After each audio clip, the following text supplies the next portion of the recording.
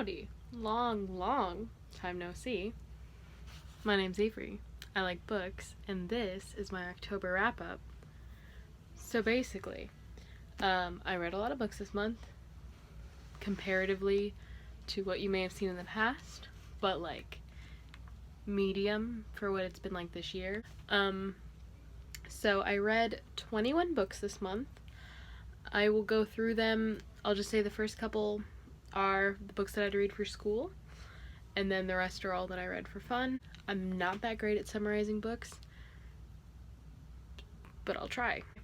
So the first book that I read for school this month was actually a reread, and it's like from this collection, from this book, but basically this book is Basic Writings on Existentialism. I'm not going to really explain the school books, they're kind of boring, but I read the speech Existentialism by Jean-Paul Sartre. It's the third time I've read this book, or this speech, and all the other times I've given it a 4, but this time I gave it a 5 because I finally understood it. That's so cute for me. The next book that I read for school is Civilization and Its Discontents by Sigmund Freud. I did not like this book. I do not like Freud. I do not agree with what he says, and I did not like it, and I gave it 2 stars because gross. The next book that was read for school is The Epic of Gilgamesh by Anonymous, but it's translated by Stephen Mitchell, this version at least. But this is basically the first epic, like it precedes like Homer and all that jazz, so that's pretty cool. This was good. It's kind of weird to rate these books. It's also written in like, you know, because it's an epic, it's a poem, so it's written as a poem. It was fast read, it was interesting, it was good. I give it 3 stars. The next book is actually a part of a huge book, and again, this is for school. But I read Genesis from the Bible. I'm counting it as a book because you can find it on Goodreads as just a book, and I think I deserve the recognition for having read this. And I did not give this a rating because it's the Bible, and I don't know how I'm supposed to rate that. Moving on to the books that aren't for school. First up is a classic, The Catcher in the Rye. I read this because Solitaire by Alice Oseman is like blurbed as being like this, so I was curious. I really enjoyed it. I gave it 4 stars. It's basically about main character Holden Caulfield, who gets expelled from his school, and it's like a weekend, or like 2 days? I don't know. It's a couple days between him like leaving school and then like telling his parents that he got kicked out of school, because this is in, you know, the age where I guess they wouldn't even call your parents if you got expelled from school. So he just kind of is roaming around the streets. 4 stars. I really enjoyed the stream of consciousness writing, and I liked the pointlessness of it that most people don't like. This book, Before I Let Go, by Marika Nykamp. This book I thought would be my favorite book of 2018, and I was so intimidated by the fact that I forgot I owned it. And then I read it this year, and it was amazing. It was 5 stars. This book, if you take one book recommendation from this video, it'd be this book. Please, this book is so good. It has such weird writing, such amazing writing. It basically, I would recommend not like reading anything about this, but basically a girl goes back to her like hometown, her like really tiny hometown, because something tragic happens. And basically it has weird writing vibes. I don't want to say culty vibes because I don't want to get anyone's like hopes up too high, but culty vibes are in this book, and I highly recommend it because of that. It was so weird and so good, and a little scary, a little spooky. I was reading it and I was kind of scared, not gonna lie. The next book, these also aren't in order by the way, they're just kind of how I have them, is one of BookTube's favorite books, Red Queen by Victoria Aveyard. I listened to it on audiobook while like looking at it. I gave this book 3 stars. I thought it was okay. I know that if I had read it in 2014 when it was published, 2016 maybe. When was this published? 2014. If I had read this in 2014, it probably would have been a 5 star.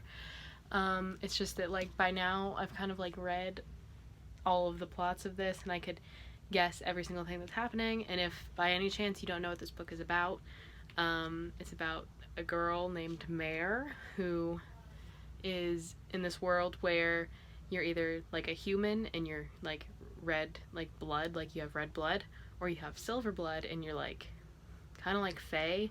I don't know, but they have, like, superpowers, kind of.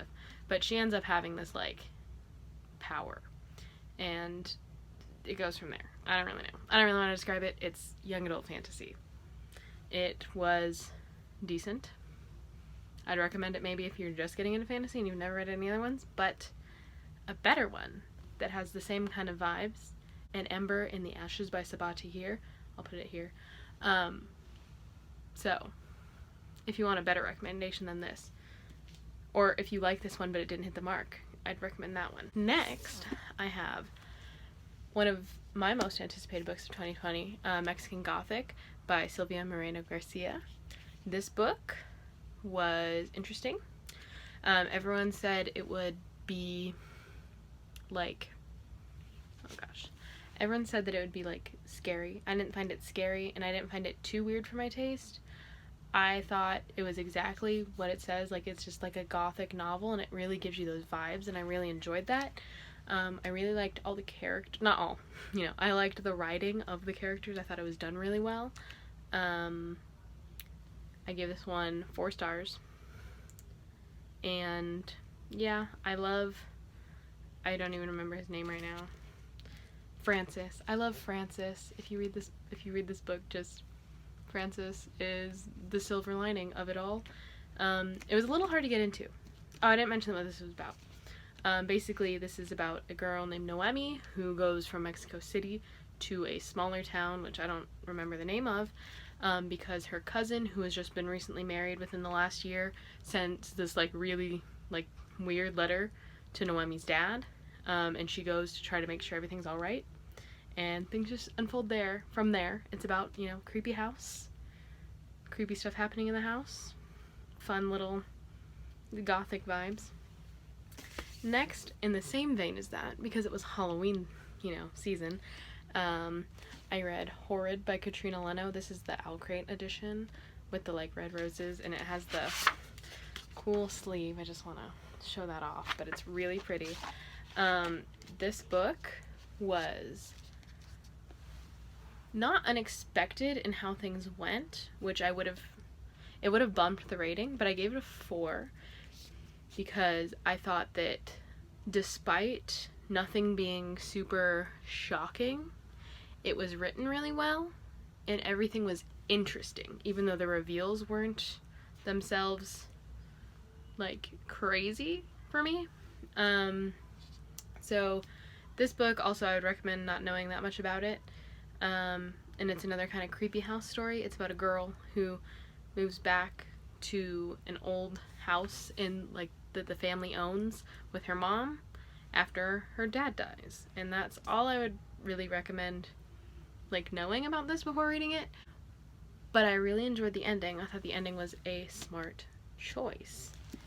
Okay, next 2 and last 2 physical books that I have were both rereads, but I reread the first 2 books in A Court of Thorns and Roses. I've never reread the first one until just now, or this month, but I have reread the second one before. So, basically, if you don't know what these books are about, they're about a girl named Feyre who accidentally kills a fairy, and then she's taken into fairy lands. It's fantasy romance, and previously I'd given the first one 5 stars, but I don't think I actually thought it was 5 stars when I first read it. I think I just gave it 5 stars because I knew that if I didn't, like, I would have to explain why I didn't like it. But the first one's actually really boring. Like, I wouldn't really, like strongly recommend it to anyone. I gave it 3 stars upon reread just because, like, the memories with reading the series are really really good. But it's probably actually a 2-star, but on Goodreads it says 3 stars, so 3 stars. And then I gave this one, which I had given 5 stars for both, like, reads that I had done previously. I gave this one 4 stars because the lack of representation is astounding, and the fact that my past self didn't care says a lot. So we hate that, but I do like the cast of characters and the friend group, so it did save the rating quite drastically. Oh, I actually own one more, but it's on a separate shelf and I don't want to get it. Another classic that I read was A Midsummer Night's Dream by Shakespeare. I had actually not really read this before because it wasn't marked, but I had helped do props and set for a play of this, so I already knew like the story because I had to, because yeah. But I gave this one 4 stars. I mean, it's good for Shakespeare. It's not my absolute favorite Shakespeare, but I thought it was fun and cute and quirky. And basically, if you don't know what this is about, it's about like a fairy king and like humans, and they're kind of dabbling in everyone's affairs, and everyone just messes up stuff, and everyone starts falling in love with the wrong people. The next book that I read, I actually listened to, and that was A Good Girl's Guide to Murder by Holly Jackson. I thought the audiobook for this was amazing. I really enjoyed listening to it. I was very surprised because I only like got it from the library because I don't even know why, but I did. But I gave it 4 stars. This is your basic young adult like mystery thriller, but it's the way the audiobook was done just was so good, and nothing to me was shocking. Again, I just read too much to be shocked.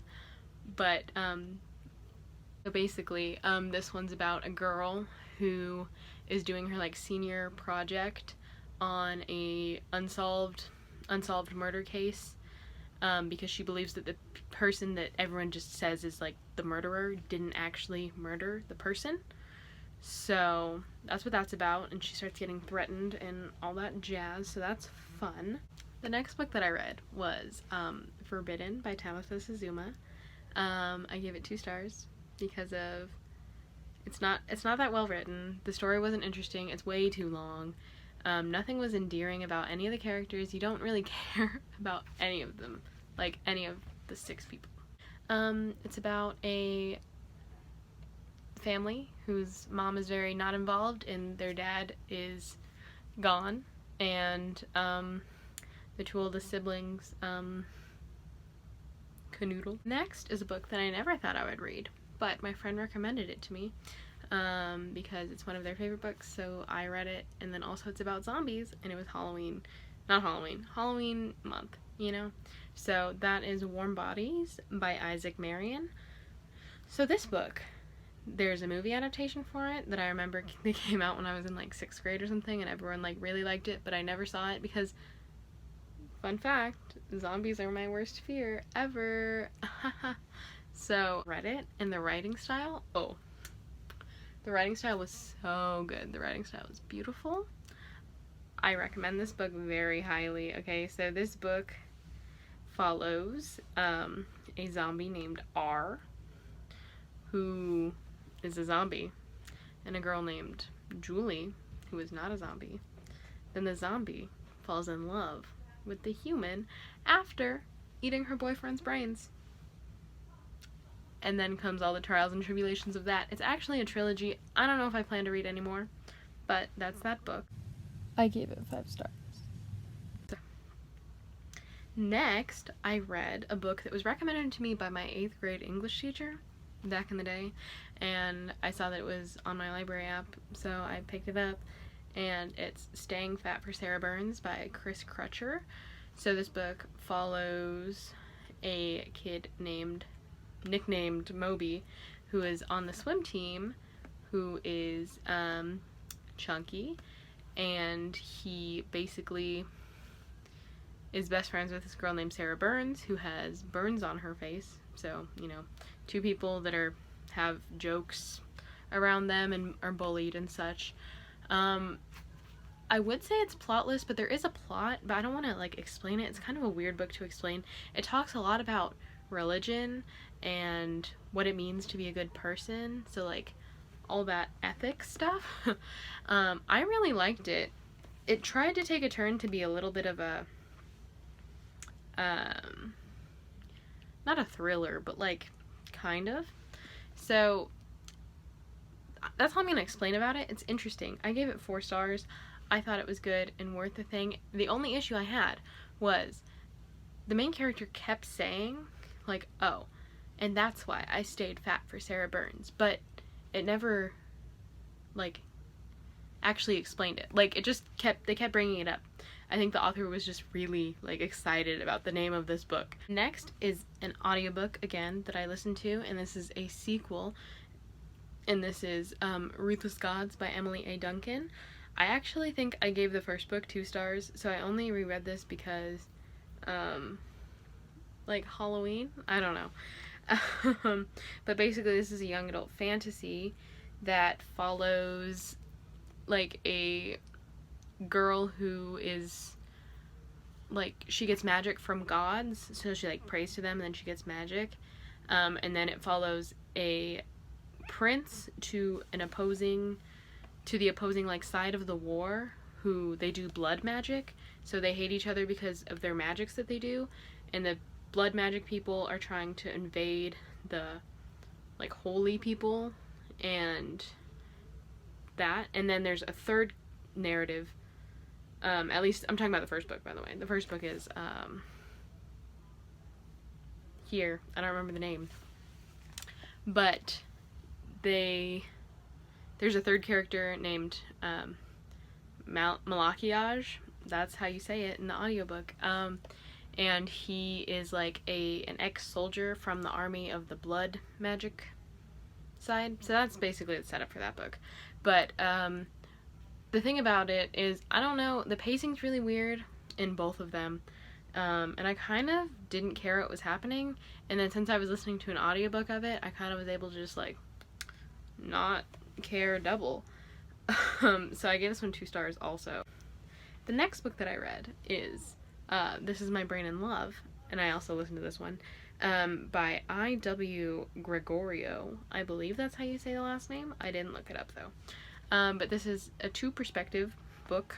One of a daughter of Chinese immigrants, and then a son of, I believe, Nigerian.